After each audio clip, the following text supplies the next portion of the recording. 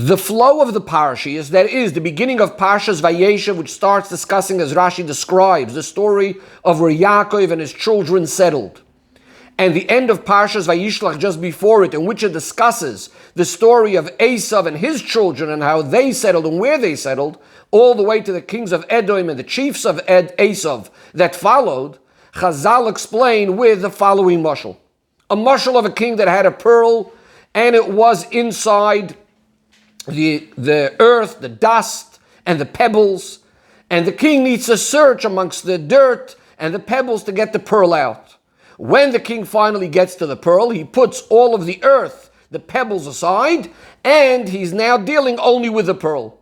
So too in our case, that the only way to get to the story of Yaakov, to the places where Yaakov settled, is only if we were first describe, at least briefly, regarding that which happened to Esav and his children. And as the Medrash goes on to say, that we find the same thing in regards to the 10 generations from Adam till Noach, and the 10 generations from Noach till Avram, that regarding them, the Torah says, without a great arichos, without elaborating much, really just describes those 10 generations very briefly, and when we finally get to the pearl, Avram, Yitzchak, and Yaakov, this is where Torah starts elaborating. So we need to understand, seemingly, the mashal doesn't seem to completely fit in our particular case. By the previous examples, that is, from Adam till Noach, since there is a big separation, 10 generations in between them, so too between Noach and Avram, so the Torah needs to at least very briefly enumerate and explain what's going on there, all of those generations until we come to the main point, first in the case of Noach, and then in the case of Avram. This would be more like the mashal, that since the pearl is hidden within the earth, within the sand, so we need to go ahead and look at the sand until we find the pearl. Whereas by Yaakov, he is the son of Yitzchak. So seemingly we could go straight from Yitzchak to Yaakov. Why do we need to go searching in Esav and his children in order to be able to describe and to find Yaakov and his children? Says the Rebbe, in regards to the things that happened to Esav, which are at least somehow connected to Yaakov, like for example the story of the brachos that Yitzchak gives, and similar things, at least in those things we could say that in those areas Yaakov is, so to speak, hidden, mixed with the dirt, with the sand of Esav. So we must discuss the things that happened with Esav in order to know and to reach that which happened to Yaakov. Even the story at the end of Vayishlach, where Esav is settling permanently in Har Seir, we could say, as the Maharal explains, that this too is relevant to the story of where Yaakov settles, because only after Esav conquers Seir and he settles in Seir, now we could say that Yaakov is the one and only Yoirish, the one and only heir of Eretz Yisrael, and this is the whole purpose of the story of Yaakov and his children settling, to tell us about everything that transpired until they finally settled.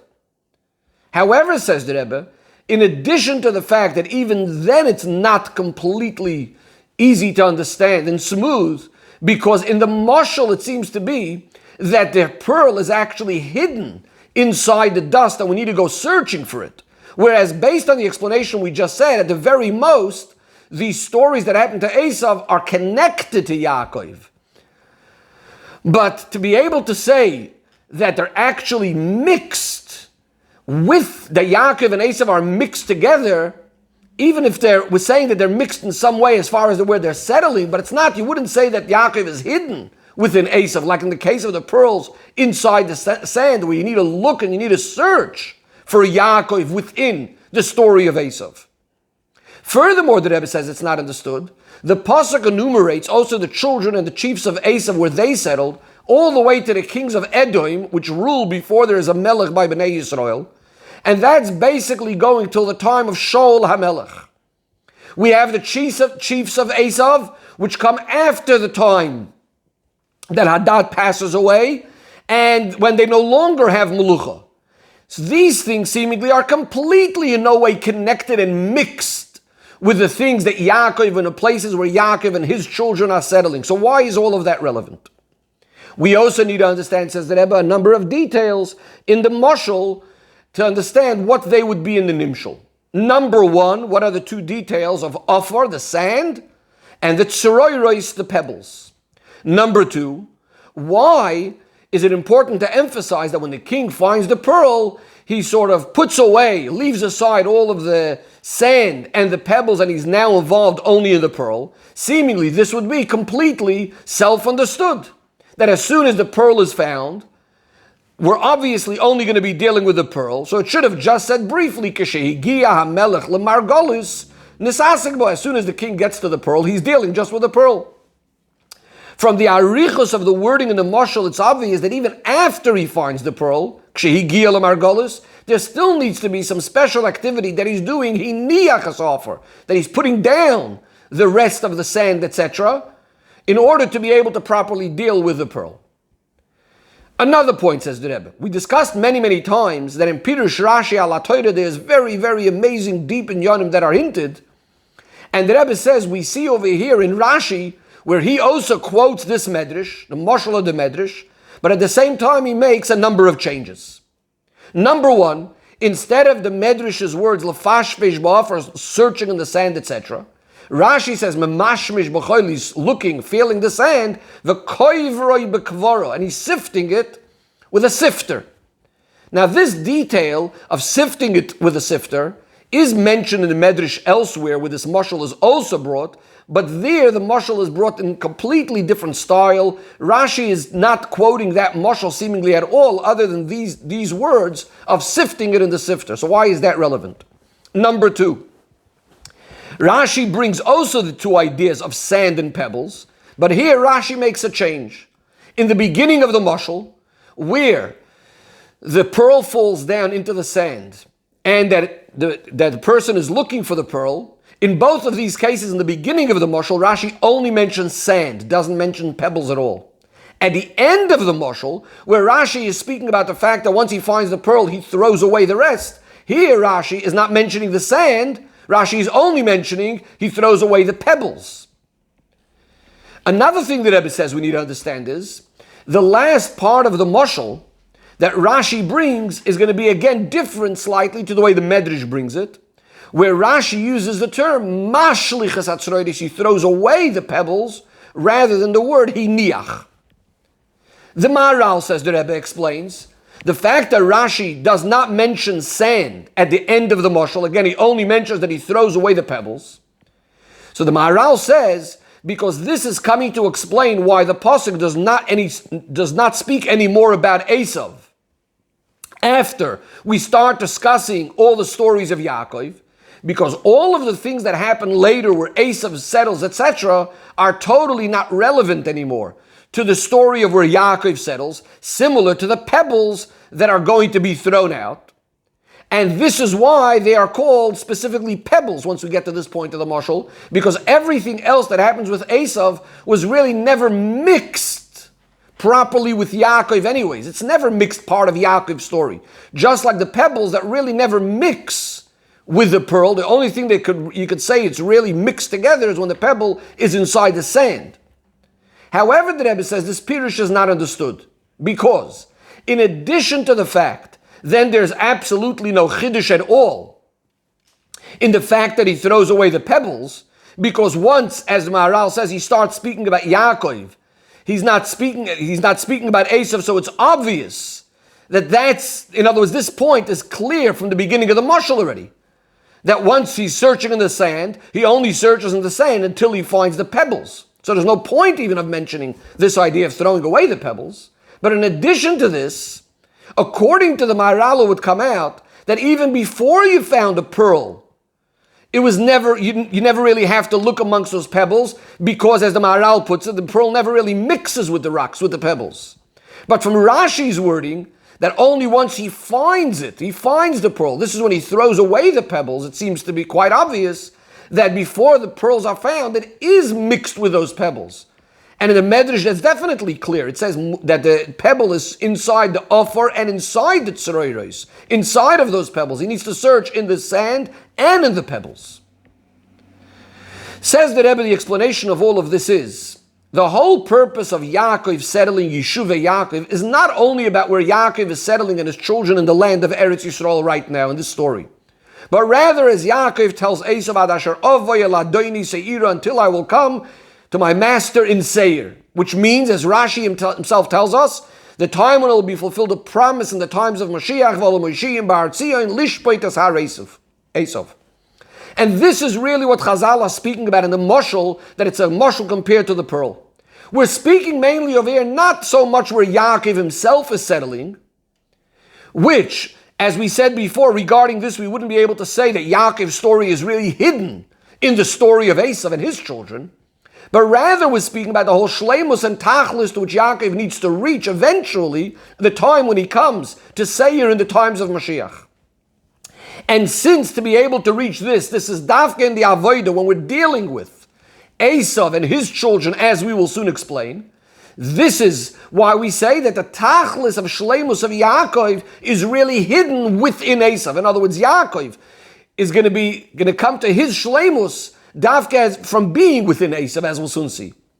And now we'll be able to understand why the Torah specifically enumerates Esav and his children all the way to the Malchei Edom, all the way to the King Adar, which is in the time of Shaul HaMelech. Reaches up to the time of Shaul HaMelech, because Shaul was called Mashiach Hashem, the anointed by Hashem. And if the Yidden would have been Zoicha, would have been able to be fulfilled already right then, the V'olu Moshiach Bahar Tzion, Lishpoitas Har Esav. Says that now we could start understanding the two ideas of the mashal, of the offer, the sand, and the tzroiros, the pebbles. Because when we speak about Lishpoitas Har Esav, dealing with Esav, trying to judge Esav, to elevate, to refine, there are generally two ways. One way is how Esav is going to be refined la'asid lavoi in the way it's going to be regarding a number of nations who are going to be transformed to good, as the pasuk says, that all the nations are going to be calling out in the name of Hashem and serving Hashem, etc. So there's also hinted in the Maimer Chazal that said asid chazir li'itoir, that the chazir will become purified. We know that the chazir is a remez to Malchus Edom, which is Esav. So there are certain elements of Esav that could be refined and purified and elevated. On the other hand, there's aspects of Esav which are ra gomer, which are completely bad. And these are things that need to be destroyed completely. As the pasuk says, V'hoya Beis Yaakov eish, the house of Yaakov will be compared to fire. Beis Yosef lahava, Beis Yosef will be compared to a flame. And Beis Esav will be like the straw, which will be completely destroyed with nothing left over. Says the Rebbe, these are the two ideas of the offer and the tzoreiros. The sand is something that's, yes, it's blocking, it's concealing, it's hiding. And in our case, it's blocking and hiding the pearl. But it's not something that's the absolute evil. It's a kind of ra, it's a kind of klipa that could still be transformed into good. We could still have some sort of benefit out of it. This is sort of similar to the idea of a klipa, of a peel or a shell that's protecting the fruit. So there's still some benefit from it. This is like we say, la'asid lavei v'amdu zarim v'rod soinchem, the foreigners, the goyim are going to get up there and assist you, are going to take care of your sheep. But then there's the idea of tzeroides, the rocks, the pebbles. This is something that's not only concealing, but it's something that doesn't really have any benefit or use. Further, and not only it doesn't have benefit or use, but furthermore, it's actually something harmful. We find a number of times in Shas regarding the damages that a behema does about kicking rocks, kicking pebbles, damaging things. So this represents a kind of klipa that needs to be completely destroyed. Now we know that Yaakov is going to reach his tachlis and shleimus when it will be fulfilled what the pasuk says regarding Yaakov and Esav. V'rav ya'avoid tzoyer. The older one will serve the younger one. That Esav will ultimately serve Yaakov. And that's going to be when Lishpoitas Har Esav. What's the reason b'pnimis why Esav is being called the Rav, the older one or the greater one? And that the shleimus of Yaakov is dependent on this time when V'rav Ya'avoid Tzoyer, when Esav is going to be assisting Yaakov. Says the Rebbe, this is similar to the idea that we know that we have the medaber, a person is the highest thing in creation, and yet he needs to come on to eating things of the animal kingdom, the plants, inanimate objects, so that he could live and do what he needs to do. And the Rebbe says the same thing over here is regarding V'rav Ya'avoid Tzoyer, that the shoyrish of Esav is higher than the shoyrish of Yaakov. Esav is the B'choir.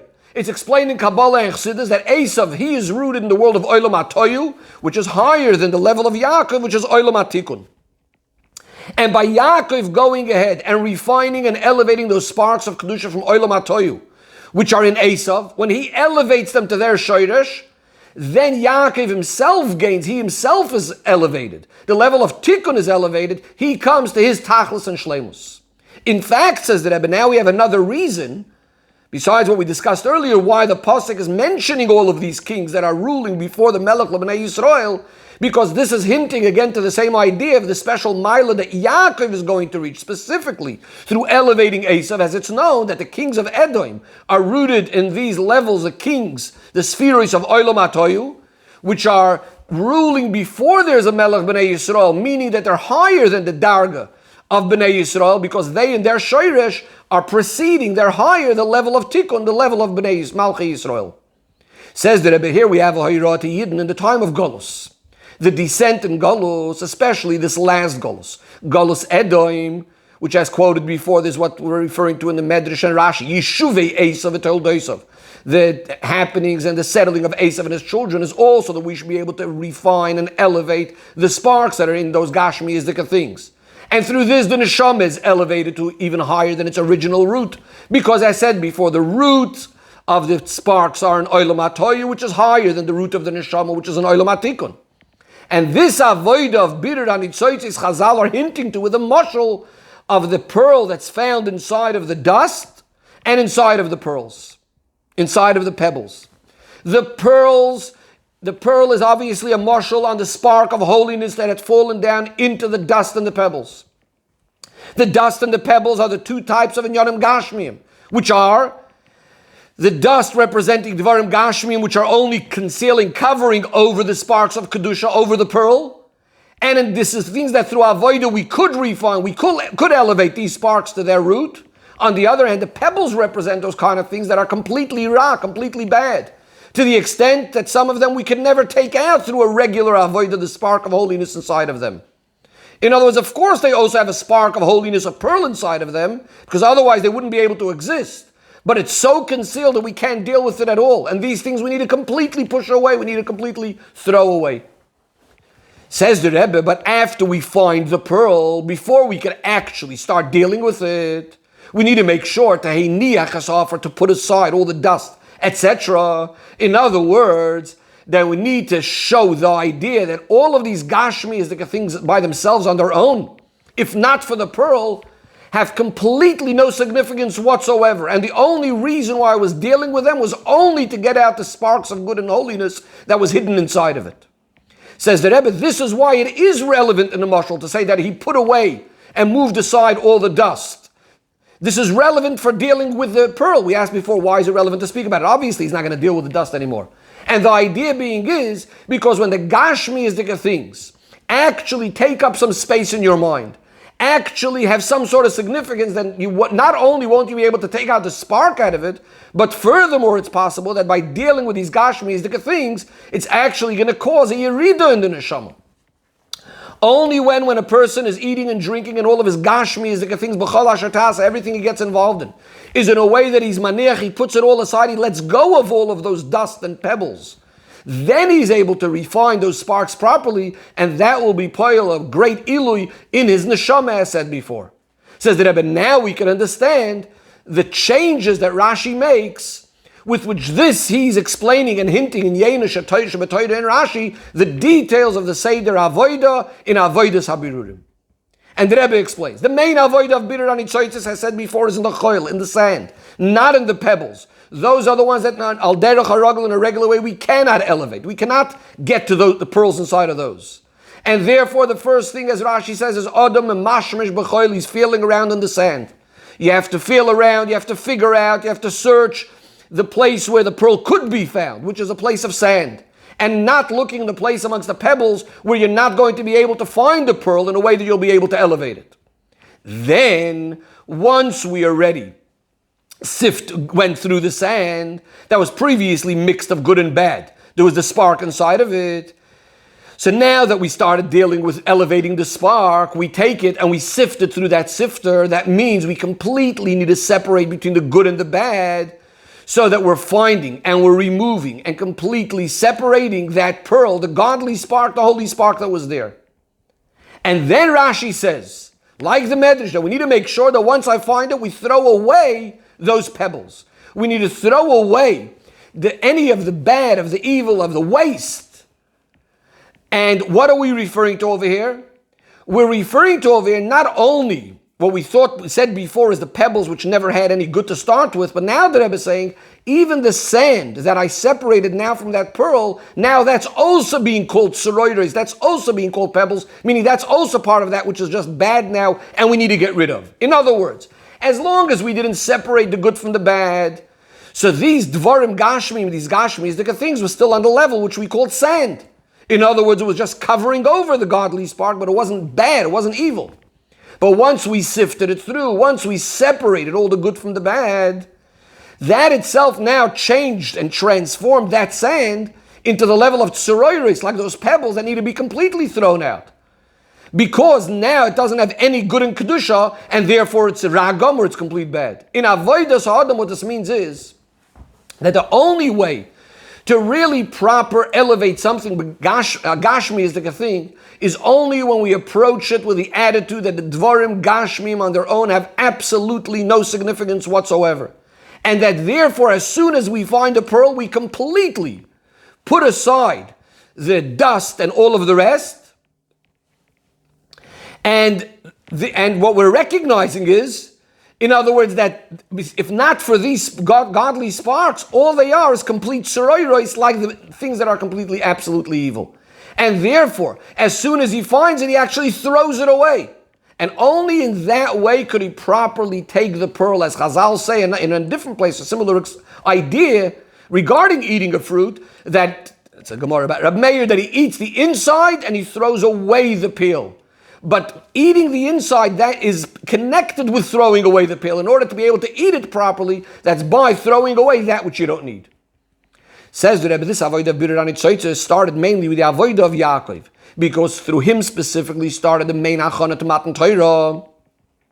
Just like B'Pashtos, that Golus Mitzrayim was a preparation for Matan Torah, and that started with Yaakov and his children going down to Mitzrayim. What was the Chiddush of Matan Torah?